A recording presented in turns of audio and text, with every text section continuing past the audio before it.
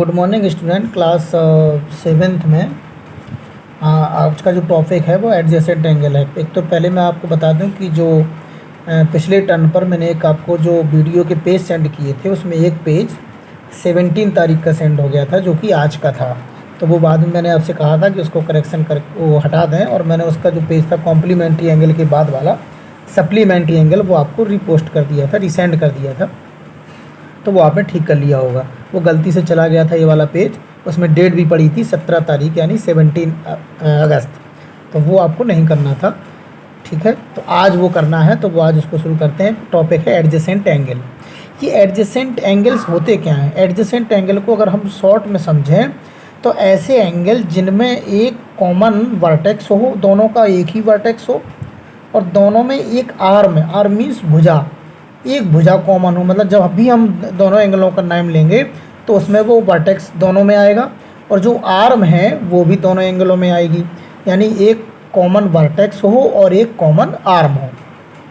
So these angles are such that they have a common vertex and they have a common arm. एक उसमें vertex common हो और एक arm common हो। For example देखते हैं, such pair of angles are called angles adjacent angle. जिसमें common vertex हो, कॉमन आर्म हो, such pair of angles are called adjacent angle. एक एग्जांपल देखते हैं जिसमें कि एंगल 1 बना हुआ है, एक एंगल 2 बना हुआ है। जब हम एंगल 1 का नाम लेंगे तो एंगल होगा AOB। एंगल 1 का नाम होगा एंगल AOB। जब हम दूसरे वाले एंगल का नाम लिखेंगे तो इसका नाम हो जाएगा एंगल BOC या COP, कुछ भी लिख सकते हैं। तो एंगल BOC हो गया। अब आप देखिए, इसमें जो वर्टेक्स है दोनों एंगलों का, वर्टेक्स मीन्स होता है शीर्ष, मुख्य पार्ट। इस एंगल का जो मुख्य है वो क्या है? O है। दूसरे वाले एंगल का भी वर्टेक्स क्या है? O है। इसमें देखिए O, तो कॉमन वर्टेक्स क्या है? O है। अब आप देखते हैं दोनों में OB, इसमें भी OB है और इसमें भी OB है। OB लिखिए या BO लिखिए, बात एक ही है। इसमें भी OB है, इसमें भी BO है। यानी ये जो OB है, ये वाली जो आर्म है वो भी कॉमन है दोनों एंगलों में। इसमें भी OB देखो आ रहा है, AOB।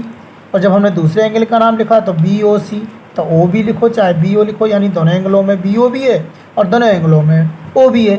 तो एक कॉमन वर्टेक्स है और एक कॉमन आर्म है। सो एंगल 1 एंड 2 जो दोनों दिए गए हैं, यानी एंगल AOB और एंगल B और C are called adjacent angle.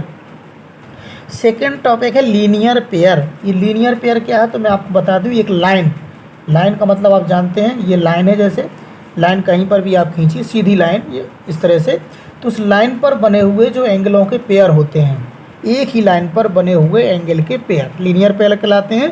तो ये जो लीनियर पेयर होते हैं वो सप्लीमेंट्री होते हैं। सप्लीमेंट्री मतलब दोनों एंगलों मिलाकर 180 डिग्री 180 डिग्री के होते हैं। तो ये लीनियर पेयर है, ये पेयर ऑफ एडजेसेंट एंगल। ये जो लीनियर पेयर होते हैं वो एडजेसेंट भी होते हैं, क्योंकि आप देखिए ये आर्म कॉमन होती है। दोनों एंगलों का जब नाम लिखोगे तो ये आर्म कॉमन होगी और शीर्ष भी कॉमन हो जाएगा। तो जो लीनियर पेयर होते हैं वो एडजेसेंट भी होते हैं। सो ये लीनियर पेयर है, ये pair of adjacent angle whose non common side. जो ये देखिए नॉन कॉमन साइड है इसकी, ये वाली और ये वाली, ये आर अपोजिट रेज। ये अपोजिट रेज में होती है, मतलब अगर एक इस तरफ जा रही है तो एक इस तरफ जाएगी, तो ये अपोजिट रेज में होती है इसकी नॉन कॉमन जो साइड होती है। So angle 1 + 2 180 degree. The angles in linear pair are supplementary. जो लीनियर पेयर के एंगल होते हैं वो सप्लीमेंट्री, मतलब दोनों एंगलों का जो सम होता है वो 180 डिग्री होता है। सो एक ही लाइन पर बने हुए एंगल्स के pairs are called linear pair. अब इस तरह का एग्जाम्पल अगर आप देखें तो पेन का स्टैंड आपने देखा होगा, इस तरह से ये रखा हुआ है। और पेन का स्टैंड आपने देखा होगा, बहुत सारे लोगों ने इस तरह से एक पेन रखे रहते हैं, इस तरह से उसमें होल होता है और पेन रख देते हैं। तो देखिए ये जो एग्जाम्पल बन रहा है आपका, ये जो फिगर बन रहा है, ये आपका पेन स्टैंड जो बन रहा है आपका, ये पेन स्टैंड जो बन रहा है ये आपका क्या बन रहा है? ये आपका लीनियर पेयर का एग्जाम्पल बन रहा है, ठीक है ना। आप इस तरह से देख सकते हैं या ऐसे देख सकते हैं, ये लीनियर पेयर का एग्जाम्पल बन रहा है। तो ये भी आप बना सकते हैं, पेन स्टैंड है। फिर आता है can 2 acute angle from a linear pair. एक क्वेश्चन हमने पूछा है, can 2 acute angles from a linear pair. क्या 2 एक्यूट एंगल लीनियर पेयर हो सकते हैं? तो चूँकि एक्यूट जो एंगल होते हैं वो 90 डिग्री से लेस होते हैं, कम होते हैं। अगर दोनों 90 से कम है तो दोनों मिला के 180 डिग्री नहीं होंगे। So no. Can 2 obtuse angles from a linear pair. क्या 2 ऑब्ट्यूज एंगल लीनियर पेयर हो सकते हैं? तो चूँकि ऑब्ट्यूज जो एंगल होता है वो 90 डिग्री से ग्रेटर होता है। अगर हम दोनों का सम करेंगे तो वो 180 डिग्री से ऊपर चला जाएगा, तो वो भी लीनियर पेयर नहीं हो सकता। So no. Can two right angles from a linear pair? Yes, क्योंकि 90-90 होते हैं राइट एंगल, तो दोनों का सम 180 हो जाएगा और वो लीनियर पेयर हो जाएगा। So answer is yes. Vertically opposite angle, next topic है आपका vertically opposite angle. Vertically opposite, vertex का मतलब आप जानते हैं उसका शीर्ष, अपोजिट का मतलब एक दूसरे के विपरीत। So when two lines intersect, जब टू लाइन्स एक दूसरे को इंटरसेक्ट करती हैं, कट करती हैं, so the vertical opposite angle so formed, और वर्टिकल अपोजिट एंगल फॉर्म्ड होता है और वो आर इक्वल, वो इक्वल होते हैं। याद रखिए जो वर्टिकल अपोजिट एंगल है वो जब टू लाइन्स आर इंटरसेक्ट, सो वो फॉर्म्ड होता है जब दो लाइन एक दूसरे को कट करती हैं, एंड वर्टिकल जो एंगल होता है आर इक्वल। सो इस एग्जांपल देखते हैं। देखिए इसमें एक लाइन ये है और एक लाइन ये है, दोनों ने एक दूसरे को कट किया, तो आप देख रहे होंगे कि इसमें कुल मिला के 4 एंगल इसमें फॉर्म्ड हो रहे हैं। एक 1 2 3 4 हम नेम दे सकते हैं किसी को भी किसी का। तो देखिए जो 1 के अपोजिट है वो 3 है, सो 1 और 3 वर्टिकल अपोजिट एंगल कहलाएंगे। 2 के अपोजिट में क्या बना हुआ है? वर्टिकल अपोजिट का मतलब एक दूसरे के जस्ट विपरीत, तो 2 के अपोजिट क्या है? 4, सो 2 और 4 वर्टिकल अपोजिट कहलाएंगे, यानी 1 और 3, 2 और 4 ये वर्टिकल अपोजिट एंगल के पेयर हैं। और मैंने आपसे बताया ये इक्वल होते हैं, सो एंगल 1 और 3 इक्वल होंगे और 2 और 4 इक्वल होगा। यदि 1 एंगल आपका 110 डिग्री का है तो एंगल 3 भी आपका 110 डिग्री का होगा। यदि एंगल 2 आपका 70 डिग्री का है तो एंगल 4 भी आपका 70 डिग्री का होगा। Vertical opposite angle are equal. ये बनते कब हैं? जब two line are intersect. Next देखते हैं एक्सरसाइज 5.1 का एक क्वेश्चन है। फर्स्ट क्वेश्चन है कि find the complement of each of the following angle. कुछ एंगल बने हुए हैं, इसका आपको कॉम्प्लीमेंट फाइंड करना है। कॉम्प्लीमेंट एंगल कैसे फाइंड करना है?